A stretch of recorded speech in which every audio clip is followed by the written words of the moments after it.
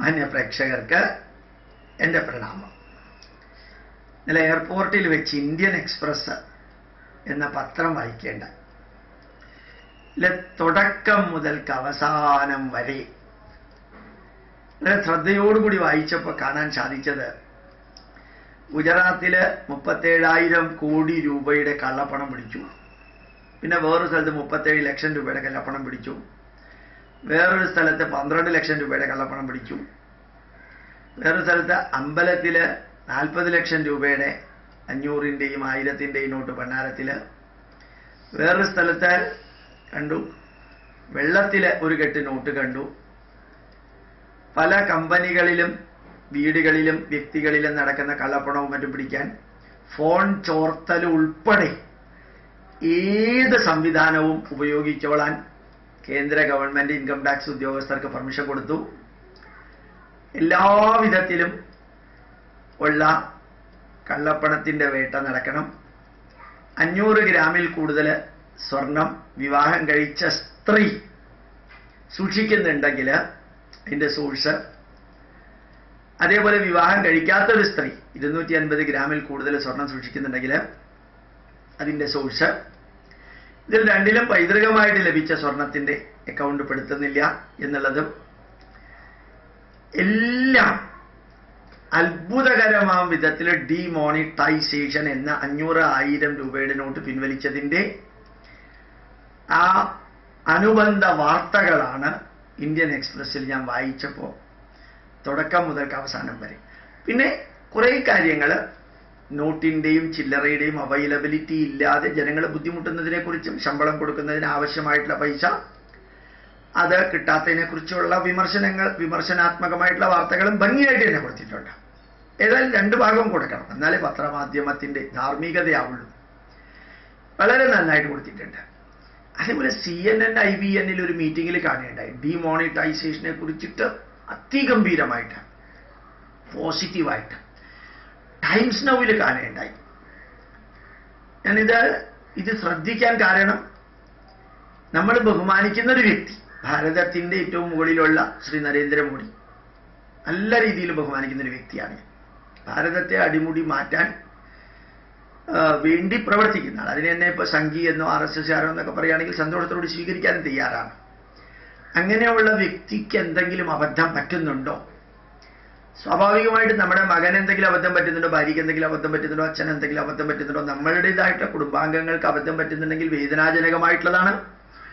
അങ്ങനെ വേദനാജനകമായിട്ടുള്ളത് മുകളിൽ നിന്ന് ഉണ്ടാവുന്നുണ്ടോ എന്ന് അറിയണം. അതിനുള്ള ആകാംക്ഷയോടുകൂടിയാണ് ഇത് വായിക്കുന്നത്. അത് ഗംഭീരമായിട്ടാണ് ഇന്ത്യൻ എക്സ്പ്രസ് എന്ന പത്രത്തിലും CNN IBNലെ ലൈവ് ടെലികാസ്റ്റിങ്ങിലും മറ്റ് പല വാർത്തകളിലും ടൈംസ് നൗവിലും എല്ലാം ഒരു പ്രത്യേക തരത്തിലുള്ള ഭാരതത്തിന്റെ ഇപ്പോഴത്തെ മുമ്പോട്ടുള്ള പ്രയാണത്തെ അംഗീകരിക്കുന്ന ഇത്. അതുപോലെയാണ് കഴിഞ്ഞ കുറേ ദിവസങ്ങളായിട്ട് മാതൃഭൂമിയില് എഡിറ്റോറിയൽ പേജില് വ്യത്യസ്ത വീക്ഷണമുള്ളവരും മതത്തിൽപ്പെട്ടവരും ചിന്താധാരയുള്ളവരും അക്കാഡമിക് ക്വാളിഫിക്കേഷൻ, വ്യത്യസ്ത ക്വാളിഫിക്കേഷൻ ഉള്ളവരും ഈ കേന്ദ്ര ഗവൺമെന്റിന്റെ തീരുമാനങ്ങളെ വിശകലനം ചെയ്ത് എഴുതുന്നതിലും കുറവുകൾ ചൂണ്ടിക്കാണിക്കുമ്പോൾ ചെയ്തതിന്റെ നന്മകളും ഭയങ്കരമായിട്ട് പ്രൊജക്റ്റ് ചെയ്യുന്നത് കണ്ടു.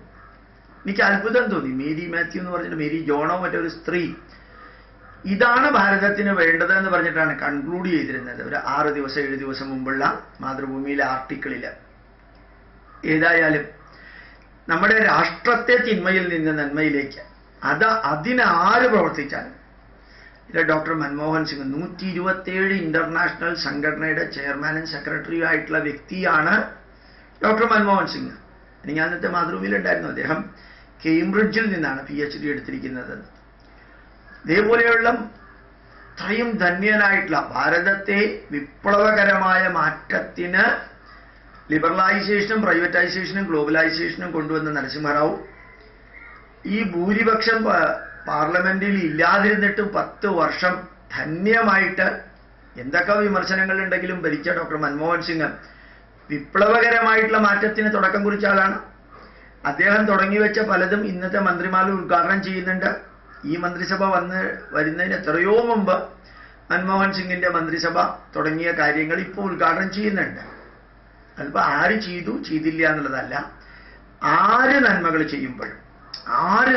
ചെയ്യുമ്പോഴും അതെല്ലാം നമ്മുടെ രാഷ്ട്രത്തിനും നമ്മുടെ സംസ്കാരത്തിനും പ്രയോജനപ്പെടുമെങ്കിൽ അതിനെ അഭിനന്ദിക്കാനും ഉയർത്താനും ഉണർത്താനും ഉള്ളൊരു മനസ്സ് ഉള്ളത് കൊണ്ടാണ് പലപ്പോഴും ഡിമോണിറ്റൈസേഷൻ 500-ന്റെയും 1000-ന്റെയും രൂപ പിൻവലിച്ചപ്പോഴത്തേക്കും സമൂഹത്തില് ഏതൊക്കെ തരത്തിലുള്ള മാറ്റമാണ് ഇപ്പോൾ ഉണ്ടാവുന്നത്, ഏതൊക്കെ തരത്തിലുള്ള മാറ്റമാണ് 50 ദിവസം കഴിഞ്ഞിട്ടുണ്ടാവുന്നത്, 1 വർഷം കഴിഞ്ഞിട്ടുണ്ടാവുന്നത്, ഇതെല്ലാം ആകാംക്ഷയോടുകൂടി കേൾക്കാനും വായിക്കാനും സാധിക്കുമ്പോൾ മാതൃഭൂമിയിലെയും മനോരമയിലെയും ഇന്ത്യൻ എക്സ്പ്രസിലെയും CNN IBNലെയും ടൈംസ് നൗവിലെയും എല്ലാം വാർത്തകളും വിശകലനങ്ങളും വിലയിരുത്തലുകളും എല്ലാം അഭിമാനം തോന്നുന്ന വിധത്തിലുള്ളതാണെന്നുള്ളത്,